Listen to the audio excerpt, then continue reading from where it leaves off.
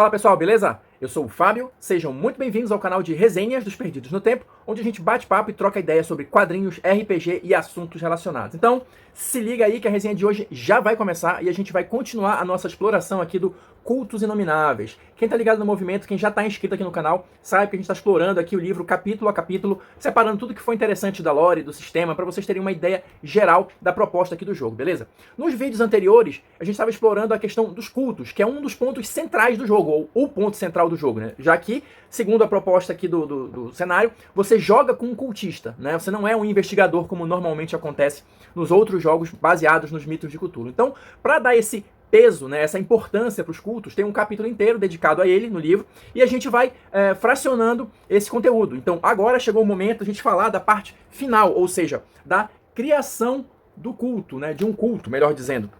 Nós já falamos como você deve encarar um culto segundo a visão do cenário, já falamos coisas que você tem que pensar a respeito na hora de imaginar o seu culto, para que ele não seja um estereótipo, uma coisa simples que a gente já viu antes, né? Dicas para você criar um culto que seja realmente único, isso tudo a gente viu nos vídeos anteriores, e agora chegou o momento da gente explorar um pouquinho das regrinhas, né? Porque como eu também comentei já em vídeos anteriores, a ideia aqui do Cultos Inomináveis é que o culto que os seus personagens fazem parte, ou qualquer outro que eles por acaso entrem em contato no decorrer das histórias, ele seja encarado como uma espécie de personagem, né? Um meta-personagem ali que, no caso dos jogadores, né, vai pertencer tanto a todos os jogadores e ao mestre também, né? Então ele tem que ser uma coisa diferenciada. Então a ideia aqui é justamente você ter certos atributos, vamos colocar dessa maneira, né? Já que ele é um personagem, ele tem ficha? Tem ficha sim. Deixa eu mostrar aqui pra vocês, olha só. Aqui no finalzinho do livro, você vai ter uma ficha pra você anotar as informações pertinentes a respeito do culto, tá? E é disso aqui que a gente vai falar hoje. Quais são essas informações? Como é que funciona o culto em termos de regras, beleza? Então, vamos lá continuar perdendo a sanidade. Beleza, pessoal, então vamos lá. Quais são os atributos, as características, melhor dizendo, para a gente começar a montar o nosso culto em termos de personagem, né, em termos de ficha. Bom, o livro vai trazer aqui várias coisas que você precisa decidir, né, vocês, os jogadores, em conjunto com o mestre, e a gente vai começar com o mais simples, mas na minha opinião talvez o mais difícil, que é o nome, né? O seu culto, ele tem um nome específico? Ele é uma organização formal ou não? Ele não necessariamente precisa ter um nome, né? O livro até dá alguns exemplos aqui. Sei lá, a família White, o grupo multidisciplinar da Universidade Miskatonic, a Santa Ordem do Homem Descarnado, ou seja, isso aí é uma coisa a ser pensada, mas se, por exemplo, os seus jogadores estão decidindo montar o culto à medida que a história vai avançando, talvez eles não tenham inicialmente um nome, né? Ou nem precisem disso, mas enfim, é só uma coisa a ser considerada. O segundo aspecto que ele coloca aqui é o conceito.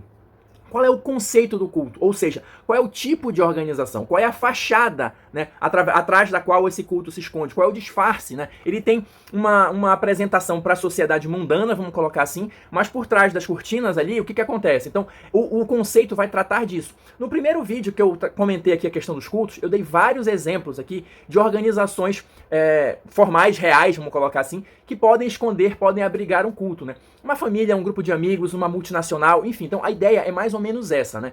Como é que esse culto se apresenta para a sociedade, se é que ele se apresenta, né? Ele pode ser também uma coisa completamente reclusa, escondida, enfim. Mas é justamente esse tipo de coisa que vocês precisam decidir antes de começar o jogo, né? O próximo ponto a ser considerado é a questão da motivação. O que seria a motivação? É a razão de ser daquele culto, o objetivo a ser alcançado. Por que os personagens se reuniram em um culto? Eles têm que ter um propósito, né? Tem que ter um objetivo. O livro cita alguns exemplos aqui também, só para ir expandindo as ideias, né? Então, sei lá, o clássico, né? Induzir o fim do mundo, criar uma raça superior, abrir as portas para a chegada de Azatoth e coisas mais diferentes, né? Aí, lembra que a ideia aqui é criar um culto único, né? Então ele dá outros exemplos aqui, olha. A motivação pode ser algo totalmente mundano, como ganhar todos os títulos esportivos, tornar-se o maior ídolo do rock, ser a empresa mais valiosa da história, ou seja, libere a sua criatividade na hora de escolher essas coisas, né? O conceito, a motivação do culto, porque é isso que vai torná-lo diferenciado e único. E vai trazer, ao longo das histórias, né, a proposta de vocês terem uma experiência de jogo diferente daquele padrão, entre aspas, né, que a gente está acostumado em histórias envolvendo os mitos de Cthulhu. Continuando aqui a nossa construção, né, do culto enquanto personagem, se eu mostrei para vocês que ele tem até ficha, né, claro, ele vai ter essas características iniciais que a gente estava conversando aqui, mas ele tem também pontinhos, né, claro, pontinhos de atributo e tal, níveis de alguma coisa ali para você distribuir. Então o próximo ponto que a gente vai ver é justamente esse. Como é que funciona isso aqui no Cultos Inomináveis? Como regra geral, o que o livro sugere? Cada culto vai ter 14 pontos, tá? Que devem ser distribuídos em 4 áreas gerais. A gente vai falar um pouquinho sobre cada uma delas. E você pode ter em cada uma delas, no máximo, 10 pontos, tá? Ou seja, eu não posso colocar 11 pontos em uma e 0 em alguma, entendeu? No máximo, 10 pontos em uma dessas áreas, caso você queira tascar tudo numa só, né? Enfim.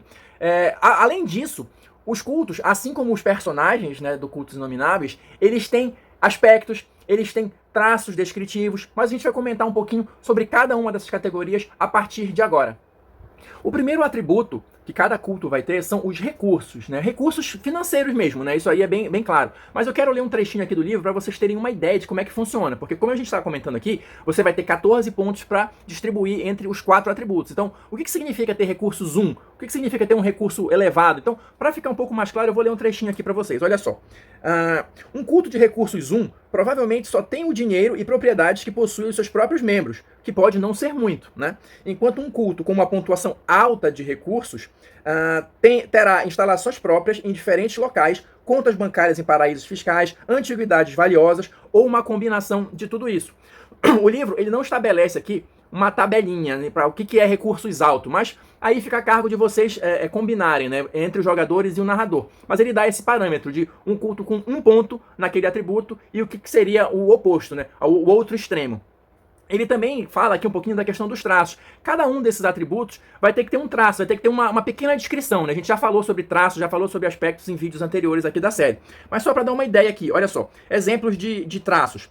Financiado pelo governo, desviam fundos da universidade, cada membro contribui com o que pode, patrocinadores ricos, terras e fazendas ancestrais, fornecedores de antiguidades, ou seja, é uma maneira de você ter uma pequena explicação de onde vêm os seus recursos, ou o que possibilita que aquele culto tenha acesso a determinada quantidade de recursos. O segundo atributo que um culto vai ter é justamente a questão da influência, que é isso mesmo, os contatos, as conexões que esse grupo tem com o mundo real, ou fontes de informação, alguma coisa assim. Olha lá, a influência reflete o quão conectado e espalhado o culto é em diferentes esferas da sociedade. Aí aqueles exemplos, né? Se você tiver 1 de influência, é quase sem contatos e a sua capacidade de afetar os meios sociais ou políticos depende das capacidades individuais de cada membro. Ao contrário, se você tiver influência alta, né? Você tem a capacidade de intervir na política, nos tribunais ou nos meios de comunicação, graças ao fato de ter contatos associados e fantoches em diferentes áreas da sociedade. Então a influência vai simbolizar exatamente isso. Qual o nível de penetração que o seu culto tem em diversas esferas da sociedade e quão forte ele é no sentido de manipular isso. Aí aqueles exemplos de traços, né, de pequenas descrições que também já dão ideias, né? Contatos na polícia, um deputado te deve favores, bem conhecidos na comunidade de arqueólogos, faz favores à máfia, ou seja, essa questão dos traços é justamente para tentar dar uma cor, dar um direcionamento de, inicialmente, pelo menos, aonde é a sua maior área de influência. Avançando aqui para o terceiro atributo dos cultos, a gente vai falar um pouquinho agora do conhecimento, que também é muito autoexplicativo. É o acesso que o culto tem a fontes de informação relacionadas aos mitos, tá? Conhecimento do sobrenatural, conhecimento do horror cósmico, conhecimento de fontes de informações, confiáveis ou não, né? Através dos mitos. Então, olha só. O quão ampla e bem nutrida é a biblioteca do culto ou o material documentado de suas descobertas e investigações. Se você tem só 1 de conhecimento, o culto não armazena mais sabedoria do que tem na cabeça dos próprios membros, ou seja, vocês são todo o conhecimento que o culto possui, né? Enfim, se você tiver um nível elevado, vocês têm acesso a uma extensa biblioteca cheia de tomos arcanos de vários tipos ou arquivos detalhados com relatórios sobre experiências sobrenaturais. Lembra que o cenário de cultos inomináveis, ele é um cenário contemporâneo, ou seja, existem obviamente os tomos empoeirados e arcanos, mas você pode ter acesso a um drive da vida cheio de PDFs com informações dos mitos. Dá na mesma, entendeu? A proposta é a mesma. A gente vai conversar um pouco mais sobre isso no capítulo seguinte do livro, capítulo de magia. Então, se você não quer perder isso, já se inscreve no canal, ativa o sininho para seguir com a gente nessa jornada. Pra gente fechar aqui, a questão dos traços, né? As pequenas descrições que vão detalhar o seu conhecimento. Material esotérico baixado da internet, olha aqui o que eu acabei de falar. Coleção de recortes de jornais antigos, recebe sonhos de uma antiga raça aquática, diário de trabalho de um alquimista da Idade Média, ou seja, diferentes possibilidades para descrever um pouquinho melhor as fontes do conhecimento do culto. E por fim, o quarto e último atributo que um culto vai ter é justamente o tamanho. Que é isso mesmo, assim, quantos membros você tem, né? Qual é a capacidade de força bruta, vamos chamar assim, que aquele culto possui. Então olha lá, pra gente ter uma ideia melhor. É um indicador abstrato do número de membros, é o tamanho, né? Que poderia servir como medida da força bruta. Então, um tamanho 1, para dar uma ideia, será formado apenas pelos personagens dos jogadores, né? Seria um culto pequeno. E um culto de tamanho elevado terá centenas de seguidores, possivelmente espalhados pelo mundo, provavelmente com várias sedes. Aqueles traços explicativos. Centenas de parceiros que pensam em uma ONG. Apenas aqueles que têm o nosso sangue podem conhecer os nossos segredos. Ávidos captadores de seguidores dispensáveis. Quantos menos somos, mais difícil será de nos encontrar. Somos uma legião. Ou seja, tudo isso, né, esses 4 atributos que eu acabei de comentar aqui, os recursos, a influência, o conhecimento e o tamanho, são nesses atributos que você vai distribuir aqueles 14 pontos iniciais. E aí, dependendo da quantidade de pontos que você resolva alocar em cada um desses atributos, você já tem uma ideia geral do que isso vai te trazer em termos de jogo. Seguindo adiante, falando ainda um pouquinho de regras, nessa questão da formação do culto, da ficha do culto, você tem que pensar também na questão dos marcos. A gente comentou isso aqui na parte de criação do personagem. E como o culto ele é considerado basicamente um personagem, ele tem que ter marcos também. 4 marcos, ou seja, aqueles pontos relevantes na história do culto, né? Aqueles marcos de fato, né? que contribuíram para a história do culto. Então você precisa elencar junto com o narrador 4 marcos para indicar coisas pelas quais o seu culto já passou. Avançando aqui um pouquinho, o livro tem uma seção pequena que fala o seguinte, olha, cultos com outro nível de poder. Tudo que eu falei para vocês agora é o padrão que o livro estabelece, né? Mas como eu disse também, o culto de vocês, dos personagens, não vai ser o único. Vocês vão ter acesso ou contato com diversos outros ao longo das aventuras. Então, se eu precisar criar um culto com outro nível de poder diferente do de vocês, mais antigo, mais poderoso ou menos, como é que eu faço? O livro traz alguns parâmetros aqui nessa seção, né? Com nível de poder criado recentemente, culto no seu apogeu, um culto veterano, um culto em declínio, e dependendo desse nível, desse estado evolutivo do culto, vamos chamar assim, você vai ter uma quantidade maior ou menor de pontos para distribuir. Então, só para exemplificar aqui, se o culto for recente, ao invés de 14, você vai distribuir 10 pontos. Se o culto for veterano, você vai distribuir 18 pontos. Só para dar uma ideia geral. Tem umas outras minúciazinhas, mas é só uma questão de leitura mesmo. É só para marcar essa questão que você pode e deve criar cultos com diferentes níveis de poder. Finalmente, para ir encaminhando para o final, a gente vai ter aqui, olha, o culto em regras. No final das contas, se ele tem ficha, se ele tem atributos, se ele tem pontinhos, como é que isso vai funcionar na prática em termos de sistema e em termos de mecânica? Olha só, os atributos do culto, eles podem ser somados com as habilidades dos jogadores, caso isso faça sentido, né, se a situação permitir, e claro, isso requer um tempo de preparação, que vocês vão definir conforme o jogo vai avançando. Mas, em linhas gerais, como é que funciona isso? Eu posso não ter acesso à polícia, por exemplo, mas se a influência do meu culto é justamente contatos na polícia, eu posso agir através do culto para conseguir alguma informação, para conseguir influenciar alguma coisa na polícia que eu, jogador, eu, personagem, não tenho acesso. Mas como eu estou agindo através do culto, isso demora aí um pouquinho para as coisas andarem, né? A engrenagem demora um pouquinho para girar. Mas então a ideia básica é a seguinte: com essa preparação, e se fizer sentido na história, você pode somar as habilidades do culto às suas para determinados testes. Outra coisa que é possível fazer é a questão dos aspectos, né? A gente falou aqui daqueles traços, pequenas descrições e tudo mais. Então, os aspectos do culto também podem ser ativados, também podem ser forçados. Eles funcionam da exata mesma maneira que o aspecto funciona para os jogadores, tá? A gente também já comentou esse funcionamento em vídeos anteriores. E por fim, se o culto é um personagem, ele também evolui? Evolui, claro, tem a possibilidade de você ir alterando as características do culto. Mas o que o livro sugere? Que você faça isso no fim da história, no fim da campanha, ou caso aconteça algum evento dramático, importante, que seja capaz de ocasionar, de gerar alguma transformação no culto, tá? Como é que vai funcionar isso basicamente em termos de regra? Vou ler um trechinho aqui para vocês.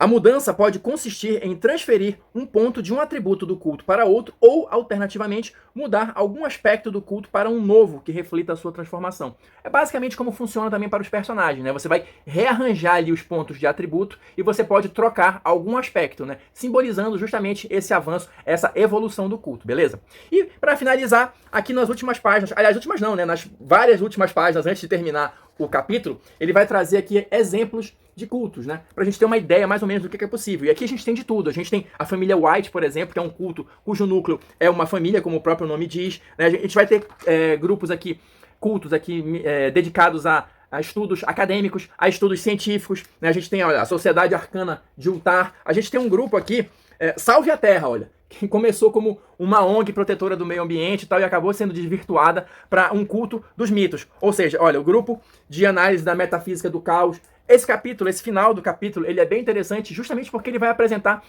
diversas possibilidades de cultos. Justamente para a gente expandir a mente e não ficar pensando naqueles estereótipos básicos. Qualquer grupo, qualquer organização que você possa pensar que existe na realidade, pode ser transformada, pode ser adaptada para um culto, beleza? Então, é isso. Né, com essas informações a gente fecha o capítulo sobre os cultos, né, sobre a criação dos cultos. Quem acompanhou até agora, muito obrigado. Deixa aí seu like, seu dislike, seus comentários, né, o que vocês acharam pra gente continuar trocando ideias sobre o assunto. E no próximo vídeo a gente começa o capítulo de magia. Então, vou ficando por aqui e até a próxima resenha.